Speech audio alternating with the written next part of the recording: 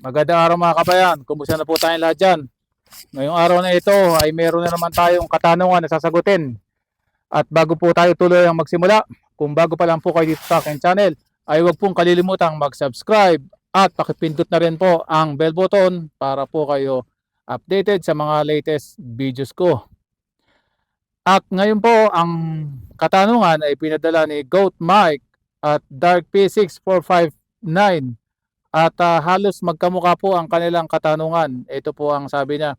Sir, gaano po katagal makakuha ng permanent resident dyan, sir, para makapag-apply sa CAF or Canadian Armed Forces? Di ba sir, pwede na kahit hindi citizen, basta PR, pwede na ma-recruit? At tanong ko lang din po, gaano ka po dapat katagal na nakatira dyan sa Canada para makasali sa CAF? Nag-search po ako sa Google, 3 years daw po. Thank you. Ayun, so tulad po ng dati, para hindi naman kayo magsawa sa aking mukha na nandito lang ako sa loob ng sasakyan, ay gagawin ko po ay sasagutin ko ang katanungan habang ako po ay nagdadrive para ayos lang po ang ating diskusyunan. So samahan niyo lang po ako.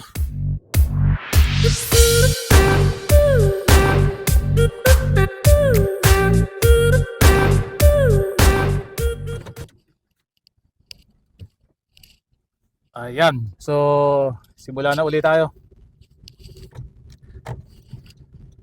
So, yung tinatanong na kung gaano katagal makakuha ng permanent resident, ang i-share ko ay yung sa base sa aking karanasan na simula pagdating namin dito na PR kami o permanent resident, after 3 years, nakapag-apply na kami. At yun naman kasi ang dapat na requirements na dapat makapag-stay ka dito sa Canada at least 3 years ka, and then pwede ka nang mag-apply ng Canadian citizen. Pero dahil nga lately nagkaroon ng ibang proseso, ang nangyari ay kahit permanent resident ngayon ay tumatanggap na ang Canadian Armed Forces.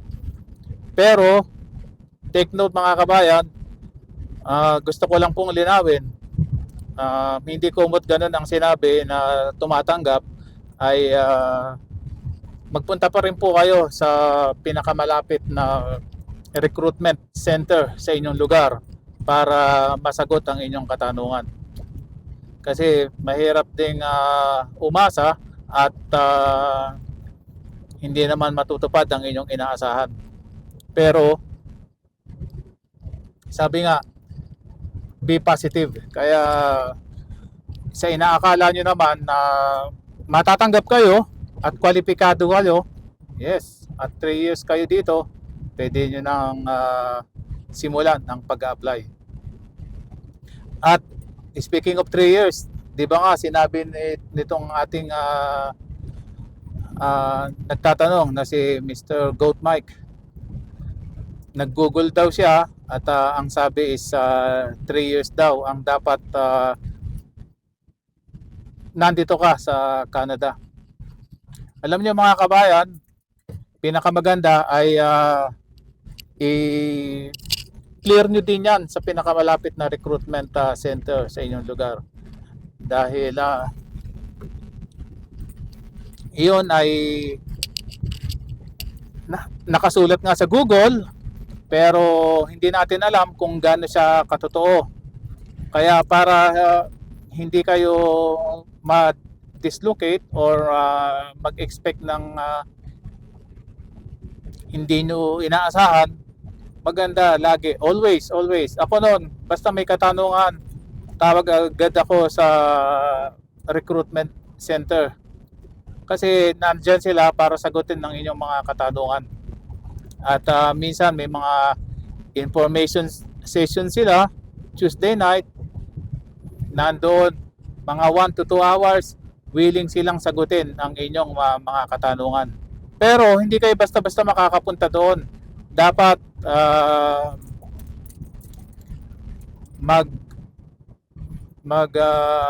makatanggap kayo muna ng sulat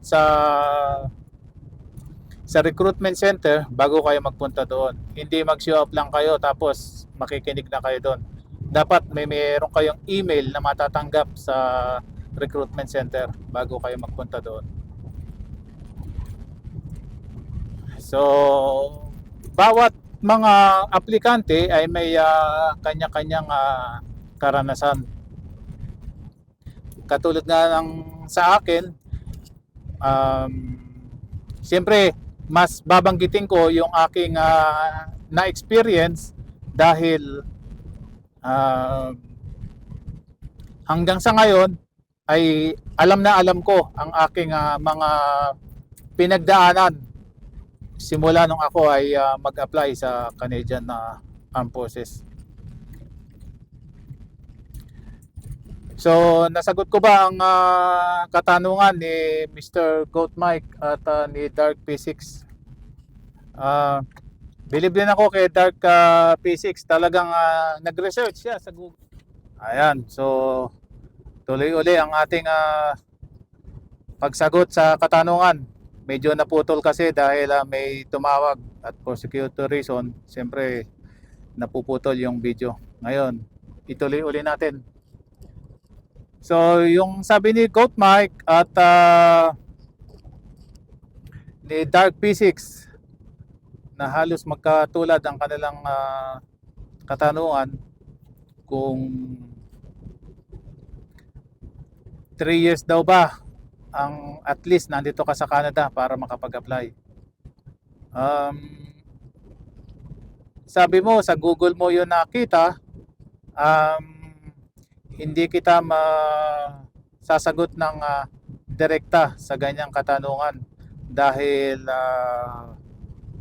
ayokong ma-name drop or baka sabihin mo, sabi ni Tomang Bulakenyo 3 years pwede na mag-apply. Katulad ng sabi ko, in case of doubt, laging recruitment center na pinakamalapit sa inyo ang inyong katanungan. Ang video kong ito ay just in case na meron kayong katanungan na sa palagay nyo ay hindi pa nasagot ng recruitment center at the same time ang layunin ng aking video ay para maipamahagi ko sa mga kababayan ko dito sa Canada na gustong makapasok sa Canadian Armed Forces. Baka nandyan kayo, nanonood lang ng white tea at bigla nyong nakita yung aking video at the same time kayo pala ay naghahanap ng isang matatag na trabaho lalo na sa gobyerno. Ito ang video ito ay tamang-tama para sa inyo. At maganda yung ginagawa nyo na tumitingin kayo sa Google. Alam nyo, ang Google halos nandyan ang lahat ang inyong katanungan. Pero siyempre, hindi lahat din siguro ng tanong nyo ay masasagot ni Google. Dahil baka si Tomang Bulakenyo ay merong experience na sasabihin sa inyo na hindi alam ni Google. O, di ba, mga kabayan?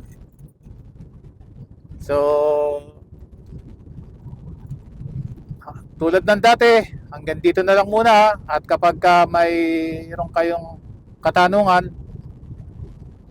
ilagay nyo lang sa comment section at sasagutin agad natin yan. In Tagalog, Siyempre, si Tomang Bulakenyo, meron tayo ditong friends, meron tayo ditong English, pero dito sa aking vlog, Tagalog tayo. Tagalog lang ang ating pag-uusapan para nagkakaintindihan tayo. Okay, hanggang sa muli mga kabayan. Ingat tayo lagi.